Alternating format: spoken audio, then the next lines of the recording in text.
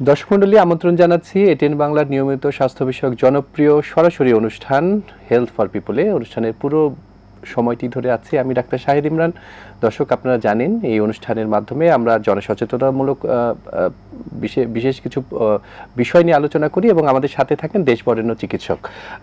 আজকে আমরা প্রাসঙ্গিক কারণে একটি বিশেষ বিষয় নিয়ে আলোচনা করব। তবে আপনারা জানেন যে অনুষ্ঠানে আমাদের স্ক্রলে দেখানো যে নম্বরটি রয়েছে সেই নম্বরে আমাদের সাথে যুক্ত হতে পারবেন, আপনারা যে কোনো প্রশ্ন করতে পারবেন প্রাসঙ্গিক বিষয় নিয়ে। দর্শক, আমরা প্রায় দেখেছি, ইভেন অনেক সময় আমরা দেখছি চলচ্চিত্রেও একটি মানুষকে দেখি ভারসাম্যহীন হয়ে সে কোথাও হারিয়ে গেছে, অথবা নিজের বাড়িতেই অথবা পরিবারের মধ্যে নিগৃহীত হচ্ছে। এ ধরনের সামাজিক অবস্থা আমরা বিদ্যমান এদেশে, এবং কখনো কখনো আমরা মনে করি যে অস্বাভাবিক আচরণ যে মানুষটি করে তাকে আমরা অনেক সময় পাগল বলে সম্বোধন করি। আসলে কি এটি তার চারিত্রিক সমস্যা নাকি এটি কোনো রোগ? এই বিষয়টি আমরা অনেক সময় ভুলে যাই, বিবেচনায় আনি না, অথবা আমরা চিকিৎসায় এর মধ্যে তাকে নিয়ে আসতে পারি না।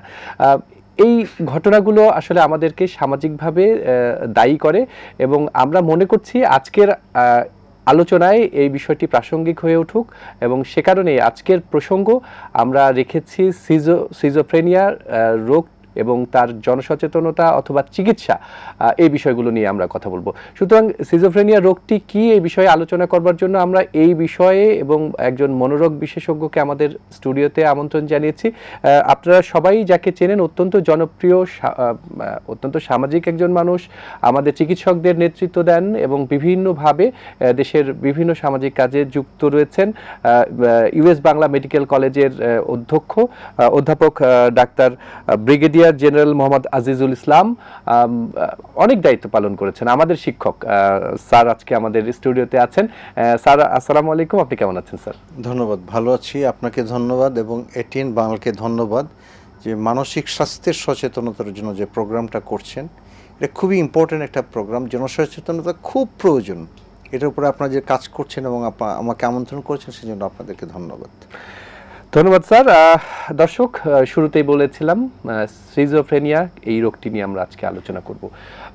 এই রোগের প্রাসঙ্গিকতা আজকের উঠিয়ে আনবার জন্য অধ্যাপক ডাক্তার আজিজুল ইসলাম স্যারকে আমরা প্রথমেই জানতে চাই স্যার আপনার কাছ থেকে যে আমরা যে সিজোফ্রেনিয়া যে রোগটির কথা বলছি, এই রোগটি আসলে কি ধরনের রোগ? আমরা যদিও মানসিক রোগের হিসেবেই কথা বলবো, এটি কি আসলে রোগ নাকি কুসংস্কার, অথবা আমরা কখনো কখনো বলি যে এটি এ ধরনের, আমি যেটি শুরুতেই বলছিলাম যে আমরা এই ধরনের মানুষকে পাগল বলে সম্বোধন করি।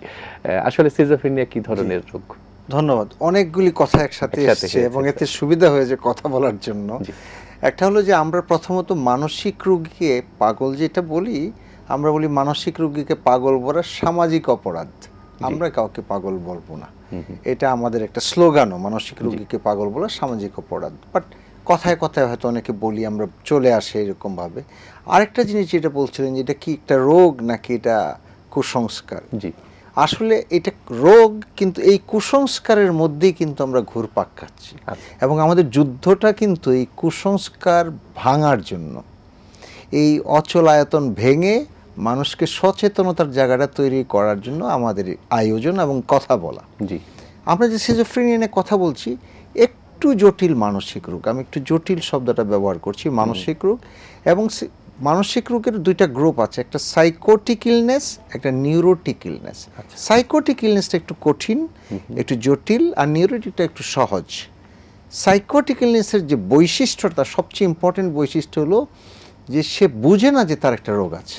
জি, তার আশেপাশের লোকের হয়তো বুঝে যে সে তো চলাফেরা ঠিক নেই, তার কথা বলা ঠিক নেই, তার আচরণটা অস্বাভাবিক, কিন্তু রোগী হয়তো সে বুঝে না, তার বাস্তবতা বোধটা থাকে না, তার অন্তর্দৃষ্টি থাকে না।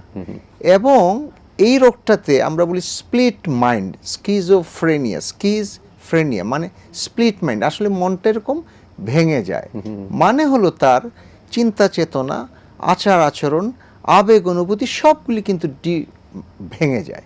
তো এরকম একটু কঠিন একটি রোগ, মানসিক রোগ, যেটা সমাজে অ্যাটলিস্ট 1%, 100 জন মানুষের মধ্যে একজনের কিন্তু এই রোগটা হয়। আচ্ছা, অতএব লোকটা কিন্তু কম না, অনেক মানুষের মধ্যে এই রোগটা আসছে। এবং সবচেয়ে ইম্পর্টেন্ট যে কথাটা বলছিলাম, রোগী নিজে বুঝে না, অন্যকে বুঝতে হয়। এবং এই জন্য এই রোগটাতে বা এই রোগীটা অবহেলিত হয়। সে যেহেতু নিজে বোঝে না, ডাক্তারের কাছে যেতে চায় না বা ডাক্তারের কাছে যায় না, সেই জন্য সে সমাজে অবহেলিত থাকে। তার আচার আচরণ যেহেতু মনোপুত হয় না, আচার আচরণ যেহেতু গর্হিত হয়, আচার আচরণ যেহেতু লাইনচ্যুত হয়, সেই জন্য অন্যরা তাকে অনেক সময় মারধর করে, অনেক সময় তাকে গালাগালি করে, অনেক সময় হাত পা বেঁধে রাখে। অনেক সময় এই রোগীগুলি আগ্রাসী হতে পারে, রাগারাগি করে, হুড়াহুড়ি করে, মারামারি করে, সেই জন্য অনেক সময় তাকে হয়তো বেঁধেও রাখা হতে পারে। এই জিনিসটাও কিন্তু আমাদের সমাজে দেখা যায়।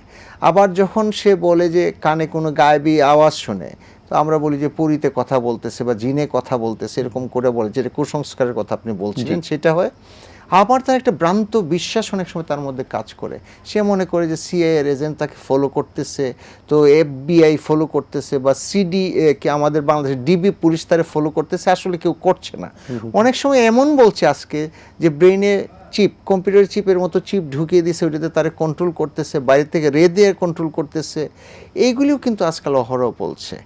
আরেকটা খুব ইম্পর্টেন্ট, অন্যরা তার ক্ষতি করে, অন্য তার পিছনে লেগে আছে, এরকম ডিলিউশন, আমরা বলি ভ্রান্ত বিশ্বাস। এই ভ্রান্ত বিশ্বাসটা আমাদের কাছে ভ্রান্ত বিশ্বাস, কিন্তু সে কিন্তু সর্বান্তকরণে মনে প্রাণে বিশ্বাস করে এগুলি তার সাথে ঘটছে। এই জিনিসগুলি অহরহ কমন হয়। এবং আরেক দল সিজোফ্রেনিয়া আছে, এটা খুবই বলতে হবে, সেটা নেগেটিভ সিমটমস অফ সিজোফ্রেনিয়া। মারামারি করে না, হুড়াহুড়ি করে না, এরকমভাবে প্রকাশ করে না, তার খুব চুপচাপ থাকে, একাকী থাকে, বন্ধুদের সাথে মিশে না, ঘরের দরজা বন্ধ করে রাখে, কারো কাছে কথা বলে না, মা বাবার সাথে যায় না, গোসল করে না ঠিক মতো, আয়নাতে একা একা কথা বলতেছে, এবং তারা সমাজ থেকে মোটামুটি বিচ্ছিন্ন থাকে, কিন্তু তারা কোনো গণ্ডগোল তৈরি করে না। দেখে এরা সবসময়ে এরকমভাবে থাকে যে কেউ তার প্রতি খবরেই রাখে না, খেয়ালেই করে না, হয়তো শুধু খেলো আর ঘুমালো, আর কোথাও গেল না, কারোর সাথে গেল না। এরকমভাবে কিন্তু সিজোফ্রেনিয়া রোগটা প্রকাশ পেতে পারে। অর্থাৎ তার যে স্বাভাবিক তার জগতের সাথে বাস্তবতার কোনো মিল নেই, এই ধরনের একটি ভারসাম্যহীন অবস্থায় সে থাকে, এবং নানা কারণে আসলে সে অবহেলিত হয়। আমরা স্যার যদি কিছুদিন আগে ঘটে যাওয়া একটি বিষয়ে আমরা যদি একটু আলোচনা করি, যে একজনের মা, একজন উচ্চপদস্থ একজন কর্মকর্তার মা, আমরা দেখেছি যে মারা গেছেন, এবং 5-7 দিন পরে তার লাশ উদ্ধার হলো। পরবর্তীতে আমরা অনেকে পত্রিকা বা বিভিন্ন সোশ্যাল মিডিয়াতে দেখেছি যে তাকে বলা হচ্ছে যে সিজোফ্রেনিক অথবা এই ধরনের রোগের কথাই আমরা শুনেছি। এই ঘটনাটা কি স্যার একটু আমাদেরকে বর্ণনা করবেন? আমরা যদি এটাকে ধরে নেই যে সিজোফ্রেনিয়ার মতো একটি রোগে ভুগেছে, এটা ধরতে পারি, কারণ আমরা শুনেছি আর কি, মিডিয়াতে দেখেছি বা আলোচনাতে দেখেছি যে উনি কারোর সাথে কথা বলতেন না, ওনার বাসায় কেউ আসতো না, উনি কোথাও যেতেন না, হ্যাঁ, উনি উড্রন ছিলেন। আমি যে কথাটা আগে বলছিলাম, সোশ্যালি সে একেবারেই উড্রন ছিল, সে কারোর সাথে মিশতো না। তো এই জিনিসটা সিজোফ্রেনিয়ার সাথে যায়, তবে এটা ক্রনিক স্কিজোফ্রেনিয়ার একটা অংশ। মানে এই সিজোফ্রেনিয়া তো বছরের পর বছর ধরে চলে আসছে, এরকম একটা বিষয় আছে। এখানে কিছু প্রশ্ন আবার চলে আসছে, এখানে ওই সামাজিক ঘটনাটা যেটা আমরা পড়েছি শুনেছি সেইখান থেকে বলি আর কি, একটু কন্ট্রাডিক্ট করি ইন দ্য সেন্স যে উনি কিন্তু তো ওনার সন্তানদেরকে খুব ভালো করে মানুষ করেছেন। তো এইটা একটু মানে মাথায় খটকা লাগে যে এত সুন্দর করে যদি সবকিছু করে থাকেন আগে, তাহলে কি উনি দায়িত্ব সম্পর্কে সচেতন ছিলেন বলেই? এক্স্যাক্টলি, না হলে তো বাচ্চাদের মানুষ করতে পারতো না, এত বড় বড় করতে পারতো না। তাহলে কি উনি কি আসলে সিজোফ্রেনিয়াতে ভুগছিলেন কিনা, এটা একটা প্রশ্ন থেকে যায়। বাট সিজোফ্রেনিয়ার, ক্রনিক সিজোফ্রেনিয়াতে, এবং আমরা যেটা আগে বলছিলাম নেগেটিভ সিমটমস অফ সিজোফ্রেনিয়া, সেখানে কিন্তু সমাজ বিচ্ছিন্ন থাকে, এটা বলা যেতে পারে। তো এখানে যদি আমরা অন্যভাবে চিন্তা করি, যদি সিজোফ্রেনিয়াই হয়, আমরা সন্তান থাকি, আমরা যদি মানুষ থাকি, তাহলে আমরা তো মার দেখাশোনা করি না। এইটা একটা মানে জায়গা আর কি, টুলু, কিন্তু এটা আমাদের দেখার একটা জায়গা। সমাজের এই জায়গাটা যে অবহেলিত জায়গাটা বা বিচ্ছিন্ন সমাজ, যে আমরা চোখে দেখি না, আমরা যে আমাদের কাজটা করি না, এইটা বোধহয় একটা ভাবার বিষয় এবং একটি চিন্তার জায়গা। জি, সঠিক বলেছেন স্যার। আমরা উপসর্গ যদি বলেন তাহলে অনেকটা বলেই ফেলেছেন স্যার, কি ধরনের উপসর্গ থাকে এ ধরনের রোগীদের। আমরা এ পর্যায়ে একটু জানতে চাইবো যে এই ধরনের রোগীকে, সে যে রোগী আসলে, এটা জানতেও তো অনেক সময় লেগে যায়, কিংবা তাকে আসলে কোন জায়গায় নিতে হবে বা কিভাবে তার চিকিৎসা হবে, কোন রোগে ভুগছেন, সেই বিষয়গুলো আমাদের আসলে জানা প্রয়োজন। একটি বিরতি নেব, বিরতির পরে স্যার আমরা এই বিষয়টি নিয়ে আলোচনা করব। দর্শক মণ্ডলী, আজকে আমরা সিজোফ্রেনিয়া এই রোগটি নিয়ে আলোচনা করছি। অনেকেই হয়তো এই রোগে ভোগেন, পরিবারের অনেক সদস্য আছেন। স্যার খুব চমৎকার করে বলছিলেন বিষয়গুলো। অনেকেই বলতে পারেন না, অনেকেই কুসংস্কার মনে করছেন, অথবা অনেকে লজ্জা পাচ্ছেন। এইগুলো ভেঙে আমরা চাই রোগীর যত্ন হোক, চিকিৎসা হোক এবং সুস্থ স্বাভাবিক জীবনযাপন করুক। একটি ছোট্ট বিজ্ঞাপন বিরতিতে যাব দর্শক। বিরতির পরে ফিরে এসে এই বিষয় নিয়ে আবার আলোচনা করব, নিশ্চয়ই সঙ্গে থাকবেন।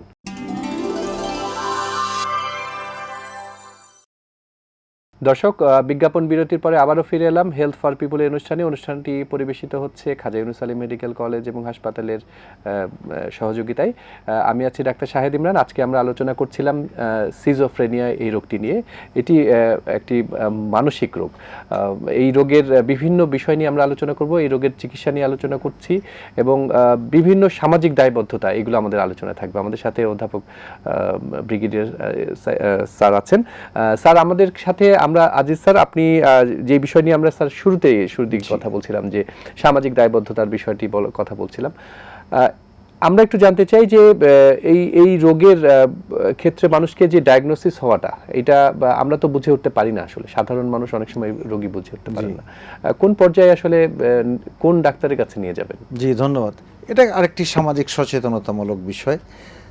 আমরা বুঝতে পারি না, এই জন্য আমরা আলোচনাগুলি করছি আর কি। আমরা কিন্তু কিছু সাইন সিমটমের কথা, মানে লক্ষণ চিহ্নের কথা আগে আলোচনা করেছিলাম। তো রুগী যেহেতু বুঝে না, বা মোস্ট অফ দ্য কেস প্রায় সব ক্ষেত্রেই বুঝে না, সুতরাং দায়িত্বটা কিন্তু পরিবারের, সমাজের। পরিবারের লোকটা যদি বুঝে, আমি যদি দেখি যে আমার সন্তানটি ঘরকুনো হয়ে গেছে, কারোর সাথে মিশছে না, কারো কাছে যায় না, একা একা যেন বিড়বিড় করে, আয়নাতে বারবার দেখতে থাকে, কিন্তু কাউকে কিছুই বলে না, সে একা হাসতে থাকে, তাহলে কিন্তু আমাকে বুঝতে হবে যে আমার সন্তানের কোনো একটা অসুবিধা হচ্ছে। এমনকি এই সমস্ত কারণে তার পড়ালেখায় বিঘ্ন হচ্ছে, তার পারিবারিক সামাজিক কাজকর্মে বিঘ্ন ঘটছে। যদি এরকম ঘটে তাহলে কিন্তু আমাদেরকে একটা চিন্তা করতে হবে, সে একটি, আমি সিজোফ্রেনিয়া বলি মানসিক রোগে হয়তো সে ভুগছে, এটা আমরা চিন্তা করতে পারি। আবার অন্য পক্ষে যদি সে এরকম কোনো লক্ষণ চিহ্নের কথা বলে, যে তার যে সন্দেহ কথা, যে কেউ তার ক্ষতি করবে, নষ্ট করবে, কেউ তার পিছনে লেগে আছে, কেউ তার সিআই এজেন্ট লেগে আছে বা এরকম, অথবা কেউ তার নষ্ট করে ফেলবে, বাতাসে আলগা ধরার কথা যেগুলি আমি বলছি, সেগুলি কানে আওয়াজ শোনাটা খুব ইম্পর্ট্যান্ট, একটা অডিটরি হ্যালুসিনেশন আমরা বিজ্ঞানের ভাষায় বলি। এরকম যদি কেউ কোনো প্রকাশ করে, তাহলে বুঝতে হবে যে সে মানসিক রোগে ভুগছে। তাহলে যদি মানসিক রোগে ভোগে, এছাড়া যেটা আমরা কমনলি হয়, এটা হলে অবশ্যই ডাক্তারের কাছে নিয়ে যায়, মারামারি করে, রাগারাগি করে, ভাঙচুর করে, এটা হলে আবার নিয়ে যাচ্ছে। বাট বাকি দুইটা পর্যায়ে যদি হয়, তাহলে ডাক্তারের কাছে নিয়ে যাওয়ার কথা। আমরা বলছি যে এগুলি মানসিক রোগ, সেই জন্য মানসিক স্বাস্থ্য সেবার কাছে নিয়ে যাওয়ার বিষয়টা আসে। বাট আমি এখানে বলতে চাই সবার জন্য, যে আপনি মানসিক স্বাস্থ্য সেবার কাছে নাও পৌঁছতে পারেন, দয়া করে একজন স্বাস্থ্য সেবার কাছে পৌঁছান। সে প্রাথমিক চিকিৎসকও হতে পারে, বিকজ প্রাথমিক চিকিৎসার এই জ্ঞানটা কিন্তু আছে, চিকিৎসাটা দেওয়ার বিষয়ে জ্ঞান আছে, তার কাছে গেলেও কিন্তু কাজটা শুরু হতে পারে। কারণটা হলো যে আর্লি ডিটেকশন, প্রথমে যদি আমি রোগটা নির্ণয় করতে পারি, চিকিৎসা করতে কিন্তু সুবিধা হবে, ফলাফলটাও কিন্তু ভালো আসবে। সুতরাং এইটা একটা দিক। আর যদি তা না হয়, তাহলে মানসিক স্বাস্থ্য সেবার কাছে যদি আমি যেতে বলি, তাহলে বাংলাদেশে অনেক জায়গা আছে, প্রায় সমস্ত জেলাতে এখন মেডিকেল কলেজ আছে, প্রত্যেক মেডিকেল কলেজে মানসিক রোগ বিভাগ আছে, সেখানে কিন্তু এই সেবাটা আমরা নিতে পারি। অ্যাটলিস্ট আউট পেশেন্ট ডিপার্টমেন্টে, বহির্বিভাগে কিন্তু এই চিকিৎসা নেওয়া যেতে পারে। আর বড় বড় পুরনো যত মেডিকেল কলেজ আছে, প্রত্যেকটার মধ্যে ইনপেশেন্ট ডিপার্টমেন্ট আছে, আন্তঃবিভাগ চিকিৎসা, ভর্তি করেও চিকিৎসা নেওয়া যেতে পারে। জাতীয় মানসিক স্বাস্থ্য ইনস্টিটিউট আছে, পাবনা মেন্টাল হসপিটাল আছে, পিজি হসপিটাল মানে BMU, Bangladesh medical university, Dhaka medical college, এগুলিতে কিন্তু পর্যাপ্ত আছে। প্রাইভেট কলেজ, হাসপাতালে, প্রাইভেট ক্লিনিক চেম্বারেও কিন্তু মানসিক রোগের চিকিৎসা হয়। জেলা শহরেও সেটা সম্ভব, জেলা শহরে অনেক মানসিক রোগ চিকিৎসক প্র্যাকটিস করেন, বহির্বিভাগে রোগী দেখেন, সেটাও কিন্তু সম্ভব। অর্থাৎ আমি বলতে চাচ্ছি, যেভাবে হোক স্বাস্থ্য সেবার কাছে আসে, স্বাস্থ্য সেবার কাছে আসা, তাহলে হয়তো সে কিছুটা চিকিৎসা পেতে পারে। কিন্তু এই কি কারণে আসলে এ ধরনের কি কোনো কারণ রয়েছে, বিশেষ কোনো কারণ থাকে? অনেক সময় আমরা তো জানি ডায়াবেটিস, উচ্চ রক্তচাপের মতো অনেকগুলো কারণ থাকে, এই রোগেরও কি কোনো কারণ আছে কিনা, এটি একটি প্রশ্ন। আরেকটি হচ্ছে যে কোন বয়সে সাধারণত এই রোগটি হয় বা আপনারা পান? ধন্যবাদ। প্রথমে যদি আমি বয়সটা বলে ফেলি, তাহলে কমনলি এটা লেট টিন এজে শুরু হয়। আচ্ছা আচ্ছা, মানে 13-14 টিন এজ, সাধারণত লেট টিনে হয়, 15, 16, 17, 18, 19 পর্যন্ত টিন, এর মধ্যে কিন্তু ম্যাক্সিমাম সিজোফ্রেনিয়া প্রকাশ পায়। আচ্ছা, বাট আমরা বলি 13 থেকে 53 বছর পর্যন্ত হতে পারে। আচ্ছা, ছেলেদের একটু রিলেটিভলি বেশি হয়। আমরা বলি যদি ক্লাসিফিকেশন করি, সমাজের ক্লাসিফিকেশন করি, সোশ্যাল ক্লাস 1, 2, 3, 4, 5, তাহলে নিম্নবিত্তদের এটা বেশি হয়। যারা ক্রাউডেড প্লেসে থাকে তাদের বেশি হয়, স্লামে বেশি হয়। এগুলি স্টাডি রিসার্চের কথা বলছি। বাংলাদেশেও প্রায় 0.6 to 0.8%, 100 জনের মধ্যে একজনের চেয়ে একটু কম এই রোগটা কিন্তু হয়। আর যদি কারণের কথা বলি তাহলে সমস্ত সাইকিয়াট্রিক ডিসঅর্ডার বা মানসিক রোগকে 3টা ভাগে ভাগ করা যায় কারণ হিসেবে। একটা বায়োলজিক্যাল কারণ, একটা সাইকোলজিক্যাল কারণ, একটা সোশ্যাল বা সামাজিক কারণ। বায়োলজিক্যাল কারণটা আমাদের কাছে খুবই ইম্পর্টেন্ট ডাক্তারদের কাছে, কারণ এটার উপরে ভিত্তি করে আমরা চিকিৎসা নির্ধারণ করা যাবে। জি, বায়োলজিক্যাল কারণের মধ্যে জেনেটিক একটা ফ্যাক্টর, বংশ পরম্পরা এই রোগটা আসে, এটা আর একটা ইম্পর্টেন্ট জিনিস জানার মতো। সুতরাং যে বংশে একজন মানসিক রোগ আছে, বাবার যদি থাকে সন্তানের হওয়ার চান্স অনেক বেশি সাধারণের চেয়ে। বাবা মা দুইজনে যদি থাকে সন্তানের চান্স অনেক বেশি, 50% চান্স হওয়ার জন্য। এছাড়া আরেকটা ইম্পর্টেন্ট জিনিস এখানে আমি বলতে চাই, আপনি ডায়াবেটিসের নাম বলছিলেন। ডায়াবেটিস যেমন একটা রোগ, একটি ইনসুলিনের জন্য অসুবিধার জন্য হয়, ইনসুলিন কম থাকলে ডায়াবেটিস হয়, এটাই তার মূল কারণটি। এরকম মানসিক রোগগুলি প্রত্যেকটি একটি ব্রেনে কেমিক্যালস, নিউরোকেমিক্যালস বা নিউরো ট্রান্সমিটারের ব্যতিক্রমের জন্য হয়। সিজোফ্রেনিয়াতে ডোপামিনের হাইপার অ্যাক্টিভিটি হয়, বেশি কাজ করে ডোপামিন, এটার জন্য হয়। সুতরাং আমরা চিকিৎসাটা আসলে এই জায়গাটাতেই করি। আচ্ছা, এই ডোপামিন যে কথাটা বলছি সেটা, আরও কিছু নিউরো ট্রান্সমিটার দায়ী এটার জন্য, বাট ডোপামিনটা মূলত দায়ী বলছি আমরা। এই কারণগুলি ছাড়াও ব্রেইনের আরও কিছু জায়গায় অসুবিধা হলে হয়, সেটা নিয়ে আমরা আলোচনা না করলাম। সাইকোলজিক্যাল কারণটা খুব ইম্পর্টেন্ট। যে বাচ্চাটি খুব প্রোটেক্টিভ, ওভার প্রোটেকশনে ছিল, যে বাচ্চাটি বেড়ে উঠতে পারে নাই, মনের কথা প্রকাশ করতে পারে নাই, নিয়ন্ত্রিতভাবে হয়েছিল, যে বাচ্চাটিকে সবসময় চাপের মধ্যে আমরা রেখেছিলাম, তার কিন্তু এই রোগটা হওয়ার চান্স অনেক বেশি। এবং আমি বলছিলাম যে বাচ্চাটি খুব বেশি একটা পৃথিবীর কিছুই দেখে না, মা এসে বলে আমার বাচ্চা এরকম যে কারো দিকে কোনোদিন চোখ তুলে তাকায় নাই, কোনো মেয়ের দিকে চোখ তুলে তাকায় নাই। আমি বলি সেটা ভালো করে নেই, চোখ তুলে একবার তাকান না, একবার তাকালে কি হবে। কিন্তু যে এই সোশ্যাল এই নর্মটা তার মধ্যে নেই, তার কিন্তু এই রোগটা হওয়ার চান্স বেশি। সুতরাং সাইকোলজিক্যাল কজের মধ্যে এগুলি খুব ইম্পর্টেন্ট। সোশ্যাল কজের মধ্যে খুব ইম্পর্টেন্ট একটা কথা হলো ড্রাগ এডিকশন, বিশেষ করে ক্যানাবিস, গাঁজা যারা খায় তাদের মধ্যে এই রোগটার প্রাধান্য অনেক বেশি, প্রকোপ অনেক বেশি। ইয়াবা যারা খায় তাদের মধ্যে এই রোগটা খুব বেশি। সুতরাং ড্রাগ এডিকশন খুব একটা ইম্পর্টেন্ট কারণ। এছাড়া অন্যান্য কারণ, চাকরি নেই, প্রেশার, সমাজের প্রেশার, সহিংসতা, এগুলি কারণ তো হতেই পারে। তো মোটামুটিভাবে এভাবে আমরা ভাগ করতে পারি কারণগুলি, এইভাবে ভাগ করে। বাংলাদেশে আসলে যদি বলা যায় যে মানসিক রোগের চিকিৎসা হওয়াটাই কিন্তু অনেকটা কঠিন। সেক্ষেত্রে আমরা যেটা বলছিলাম যে সামাজিক দায়, পারিবারিক দায়, অনেক কিছুই আছে। রোগী নিজে বুঝতে পারছে না। আমরা যেটা মনে করছিলাম যে ভারসাম্যহীন একটা মানুষ, সে কিভাবে বুঝবে যে আমার হাসপাতালে যাওয়া প্রয়োজন। সেক্ষেত্রে পারিবারিক দায়বদ্ধতা, আপনি স্যার বলছিলেন যে সমাজে আমাদের এই দায়বদ্ধতার জায়গাগুলো আছে। সেক্ষেত্রে আমরা পেরিফেরিতে এ ধরনের রোগী, আপনি স্লাম এরিয়াতে বা যারা একটু আর্থিকভাবে অসচ্ছল, সেই ধরনের পরিবারে একটি মানুষের যদি এ ধরনের চিকিৎসা রোগী থাকেন, তাদের চিকিৎসা ব্যবস্থা কি হতে পারে? বা আমরা আসলে মোটা দাগে যদি সিজোফ্রেনিয়ার চিকিৎসা নিয়ে একটু কথা বলা যায়, কি ধরনের পদ্ধতি আছে চিকিৎসার? ধন্যবাদ। পদ্ধতির মধ্যে বায়োসাইকো সোশ্যাল মডেল বলে একটা কথা আছে। আমরা বায়োলজিক্যালটা নিয়ে মূলত কথা বলার চেষ্টা করি। আমরা সরকার কিন্তু থানা লেভেলে, উপজেলা লেভেলে যে হাসপাতালগুলি আছে সেখানে একটি বা দুইটি ওষুধ সরবরাহ করে থাকে এই রোগের জন্য। অর্থাৎ আমরা কিন্তু উপজেলা লেভেলে এই চিকিৎসাটা শুরু করতে পারি। আচ্ছা, উপজেলা লেভেলে যে চিকিৎসক চাকরি করেন বা কমিউনিটি লেভেলে যে চিকিৎসক MBBS চাকরি করেন, উনি কিন্তু সিজোফ্রেনিয়া চিকিৎসা দিতে পারবেন, শুরু করতে পারবেন। সুতরাং চিকিৎসার জন্য খুব বেশি ঘাবড়ানো কিন্তু না। আচ্ছা, আপনি উপজেলা লেভেলে যদি আমরা কেউ যাই চিকিৎসা গ্রহণ করার জন্য, সেই সুযোগটা গ্রহণ করতে পারি। এবং আমি বলছি যে দুইটি সিজোফ্রেনিয়ার জন্য দুইটি ওষুধ কিন্তু এখানে অ্যাভেলেবল। টোটাল সাইকিয়াট্রির মনোরোগের 6টি বা 7টি ওষুধ আছে যেগুলি উপজেলা লেভেলে অ্যাভেলেবল হওয়ার কথা সরকারি পর্যায় থেকে, সুতরাং চিকিৎসাটা কিন্তু ওইখানে শুরু হওয়া সম্ভব। এবং এটা কিন্তু যদি আমরা ট্যাবলেট বা ইনজেকশন দিয়ে চিকিৎসা করি তাহলে তাকে কন্ট্রোল করাও সম্ভব। সুতরাং অনেক বেশি টাকা পয়সা কিন্তু বিষয় না।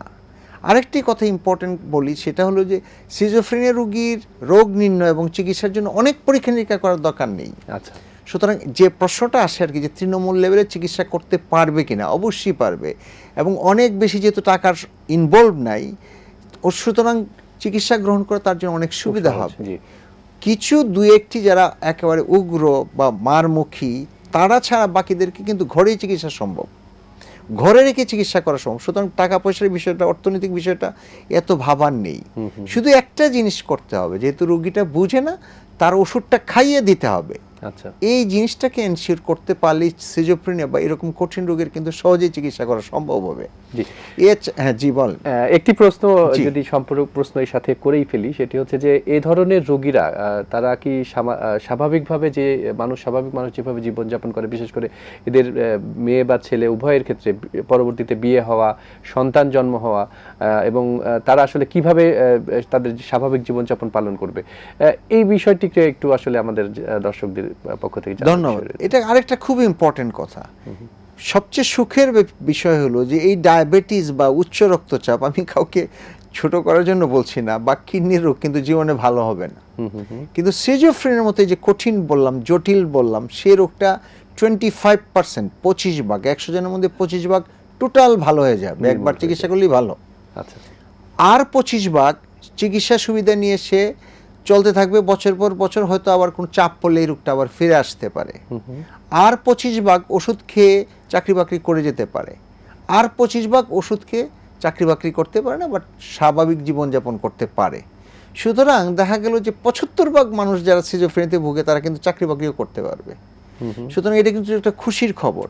এবং আরেকটা ইম্পর্টেন্ট জিনিস হলো, আগে একটা ধারণা ছিল সিজোফ্রেনিয়া বা এই জাতীয় রোগের ওষুধ খাওয়ালে সারাদিন ঘুমাতে থাকে, সেটাও কিন্তু নাই এখন। এখন যে মডার্ন যে চিকিৎসা পদ্ধতি বা ওষুধপত্র যেখানে, সেখানে কিন্তু সেই ওষুধ খেয়ে সে অফিস করতে পারবে, সেখানে সে ঝিমুবে না।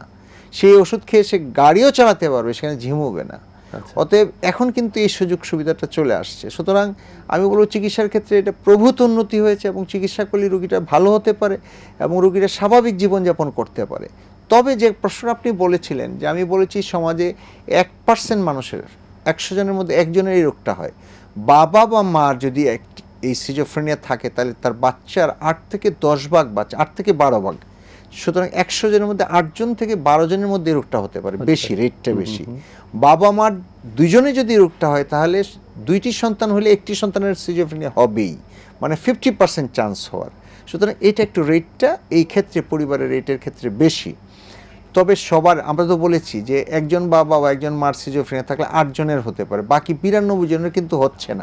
সুতরাং অনেক সময় কিন্তু আমরা এটা নিয়ে কনফিউজ করি, যদি কিছু হয় কার হবে আমি জানি না, কিন্তু 92 জনের কিন্তু হচ্ছে না, 8 জনের মাত্র হচ্ছে। সুতরাং এই ভয়টা থেকে যেন আমরা দূরে থাকি। সুতরাং বিয়ে শাদীর ক্ষেত্রেও যে বলে আর কি হবে, এই জিনিসটা, এই যে এই জ্ঞানটা যদি আমাদের থাকে, তাহলে হয়তো এই জিনিসটা আমরা ওভারকাম করতে পারবো। অর্থাৎ একটা জনসচেতনতা এবং জনসম্পৃক্ততার প্রয়োজন। অনুষ্ঠানটাই শেষ করতে হবে স্যার, আপনার রিমার্ক ওয়ার্ডস যদি কিছু থাকে আমাদের দর্শকদের জন্য কিছু বলতে থাকে। আমি শুধু বলতে চাই যে সিজোফ্রেনিয়া বা যে কোনো মানসিক রোগ বৈজ্ঞানিক ভিত্তি আছে, বৈজ্ঞানিক চিকিৎসা আছে, বৈজ্ঞানিক বিশ্লেষণ আছে।